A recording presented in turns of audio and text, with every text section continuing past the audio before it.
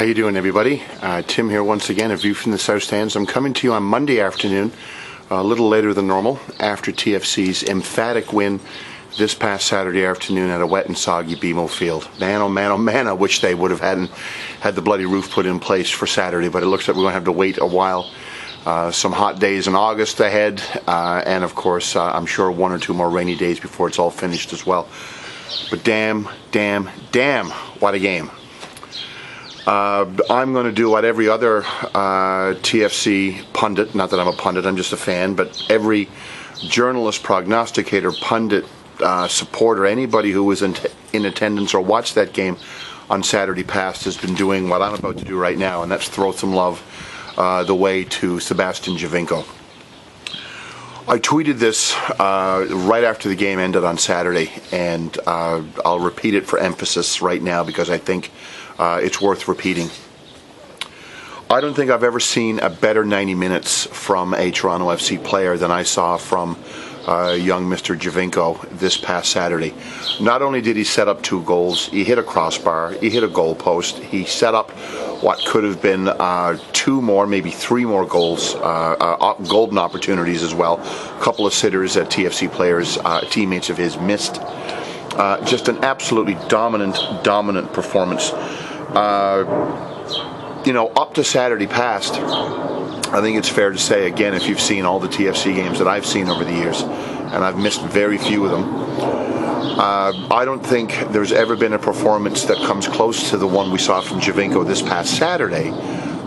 Maybe D Rose almost single-handedly securing TFC their first trophy, the Voyageurs Cup in Montreal, the Montreal Miracle, of course, which I've talked about many a time in this space. That's the pug making noise. Quiet you. Anyway, this was again, I think, heads and above that superlative performance as well. And speaking of Di Rosario, I'm going to have more about him a little later on as well. So again, superlatives for Giovinco all around. A goal post, a crossbar, 2 assists, 2 sitters missed. There's nobody better in the league right now than him. And again, I don't think that's a very controversial statement. I think his play on the field has actually shown that in the last 2 games in particular. That he's been absolutely brilliant. And what his sort of comfort level, the comfort level that he's actually getting with his teammates and with the league right now is what that's getting TFC is it's getting them to be able to play a very, very simple possession style game. Keep your shape, get the ball back in the middle, counterattack, and you counterattack through Sebastian Giovinco, and then let the other players run into space, and bang, there you go. There's your winning formula. San Jose, by the way, had 57% possession on Saturday. Not a very high number for TFC. And of course, the Reds actually turned that counterattack game, the ball to Seba, and letting his talent carry the day. That led, of course, to a very, very important 3 points. Now, those last 2 home games against San Jose and against Portland, respectively, are games, simply put, that TFC has to win if they want to make the playoffs in 2015. This is a home league, and I'll get to the road thing in a minute because they've got a tough game ahead this weekend in D.C.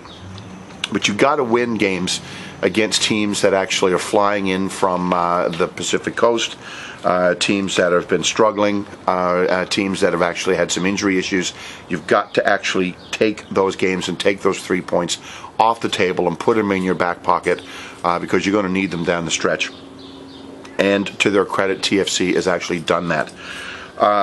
Again, early starts for those Western teams, travel, which is never a good thing in Major League Soccer, is something that you've got to take advantage of as well. Now, beforehand, whether it be early this season away, whether it be previous seasons, those are the kinds of games, of course, that TFC would let slip through their fingers. They'd let those games drop away. Now, obviously, they didn't do that this week. Now, Giovinco and Justin Morrow both deservedly made it into the MLS Team of the Week this week. Morrow with a nice goal. Again, one of the better fullbacks in the league, and he's actually had a great run of play recently. Now we're on to what's going to be a very, very difficult game in D.C. against D.C. United, the top team in the Eastern Conference, one of the better teams in Major League Soccer. And we're going to do it with no Michael Bradley, who just got called up to an American national team game, I should say, and also, of course, Josie Altidore still nursing that injury. I'm fairly confident that the Reds can have a fighting chance of getting something from that game. Whether they will, of course, remains to be seen. It's a very, very tough place to go. But DC, if you look at their record, they're scoring goals, but they're conceding goals as well. It seems that their goals are coming at very timely points because they've I think conceded 2 goals less than TFC, and they've scored 1 goal less than TFC. So this, the range is only 3. So it's not that big a gap performance-wise, I don't think. Now then, once Montreal, I'll get to Montreal again in a second. Once the game in DC is over one way or the other, then there's 3 home games to finish out the month against the worst team in the league, New York City FC, who will be without, of course, fat Frank Lampard. I know I'm one to talk, but hey.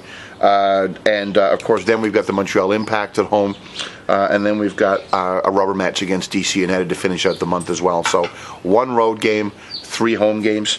I think a good target to go for here would be, I think 8 points is not out of the realm of possibility here. 6 points, acceptable. Anywhere from 8 to 9 would be what I'd like to get from these games. And it starts off, of course, with a game in D.C. against D.C. United this coming weekend.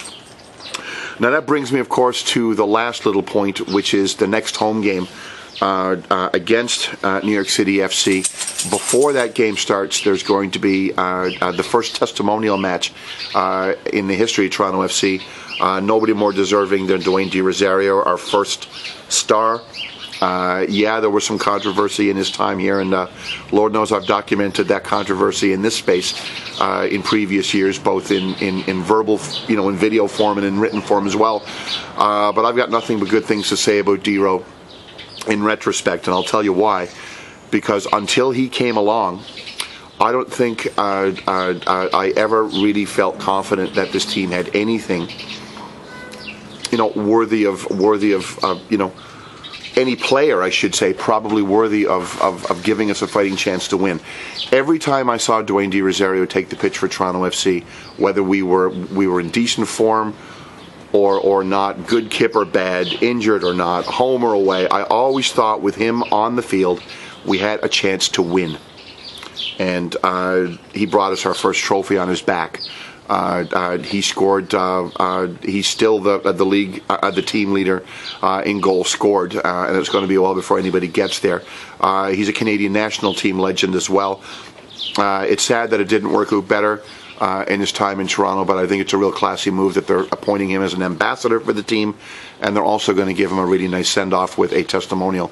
So if you can, get to the ground early. The New York game starts at 5. The testimonial game starts at 3. There's going to be a lot of great players on the field, and it'll be a chance to see D-Ro do some shaking and some bacon once again.